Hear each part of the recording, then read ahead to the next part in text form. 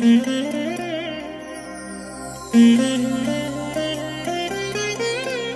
దినం పరము నుండి దిగివచ్చు మాట. ఇది నీ జీవితానికి వెలుగుల బాట. నీ ఒడిలో ఉంచబడిన దీవెనల మూట, అద్భుతాల ఆనంద ఊట. డిసెంబర్ 12 సంవత్సరమంతా మీరు బైబిల్ చదివి ముగించడానికి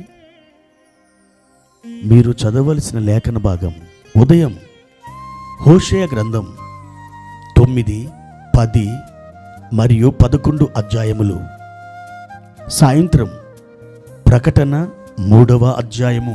ప్రియమైన దేవుని బిడ్డలారా, ఈ ఉదయకాల సమయంలో పరలోకము నుండి దిగి వస్తున్న దేవుని మంచు మీ మీద సమృద్ధిగా కుమ్మరించబడునుగాక.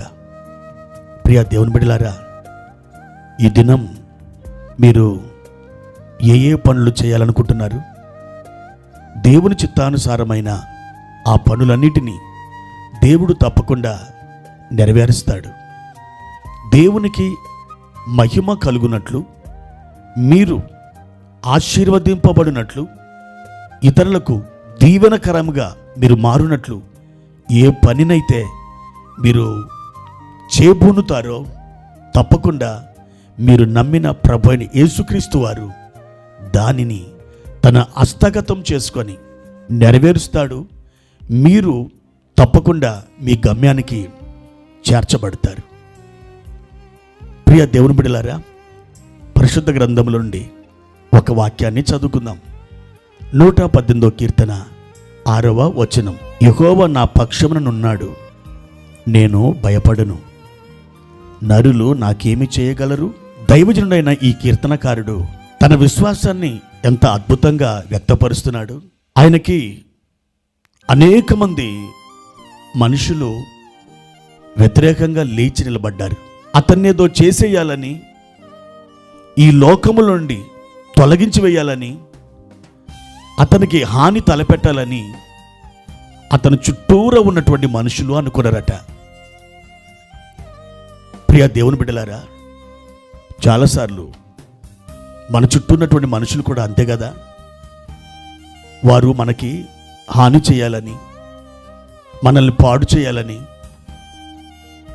మనం దేవుని యొక్క సమృద్ధిని అనుభవించకుండా ఆటంకపరచాలని, మనకు మేలు కలగకుండా చేయాలని, అంతేకాదు ఎక్కడ మనం వాళ్ళకు చిక్కుతామో అని 24 గంటలు వారు ప్రక్క నుండి కళ్ళప్పగించి పొంచుకొని చూస్తూ ఉంటారు.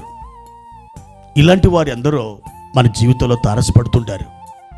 బాబు, మా జీవితం అలాగే ఉంది అని మీరు అనొచ్చు. అవును దేవుని బిడ్డలారా, మనం శత్రువుల మధ్య, మృగాల మధ్య, వృషభముల మధ్య జీవిస్తున్నాం. అయితే ఈ కీర్తనకారుడు, ఈ దైవజనుడు ఎంత గొప్ప విశ్వాసాన్ని, దేవుని మీద ఉన్న ఒక ఆశాభావాన్ని లేదా నిరీక్షణను కలిగి ఉన్నాడో మీకు అర్థమవుతుందా? యెహోవా నా పక్షముననున్నాడు, నేను భయపడను. నరులు నాకేమి చేయగలరు అని తన విశ్వాసాన్ని ప్రదర్శిస్తున్నాడు. ప్రియ దేవుని బిడ్డ, ఎంతోమంది మీ చుట్టూ శత్రువులు ఉన్నప్పటికీ మీరు గొప్ప విశ్వాసాన్ని కలిగి ఉండండి. ఆయన మీద మీ కన్నులుంచండి. మీ యొక్క గురి, గమ్యం దేవుడై ఉండునుగాక. అప్పుడు మీకు తప్పకుండా ఆయన ఒక గొప్ప కార్యాన్ని చేయగలడు. ఒక పాప సాయంకాలం చీకటి వేళలో ఒంటరిగా ఒక బస్సులో ప్రయాణం చేస్తుంది. ఆ బస్సు ఒక చోట ఆగింది.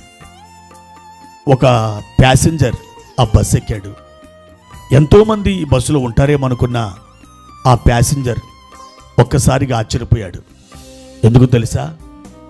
ఆ బస్సులో ఒకే ఒక్క ప్రయాణికురాలు ఉంది. ఆ ప్రయాణికురాలు కూడా చిన్న పాప, సుమారు 5-6 సంవత్సరాలు ఉండొచ్చు.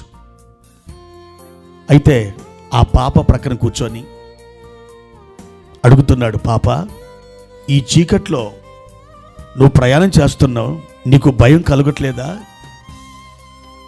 ఆ చీకటి వైపు చూస్తూ ఏదో పాట పాడుతున్నావు, నువ్వు ఎలా భయం లేకుండా ప్రయాణం చేయగలుగుతున్నావు అని అడిగాడు. అప్పుడు ఆ పాప అన్నది, అంకుల్, నేను ఎందుకు భయపడినంటే ఈ బస్సు నడిపే డ్రైవర్ మా డాడీ అని చెప్పింది. దేవుని బిడ్డలారా, ఆశ్చర్యపోయాడు. మీరు కూడా మీ జీవితం అనేటువంటి బస్సుకి డ్రైవర్ యేసు ప్రభువే అని నమ్మండి. మీరు తెలుసుకోండి, తప్పకుండా మీరు ఎక్కడికి చేర్చబడాలో అక్కడికి చేర్చబడతారు.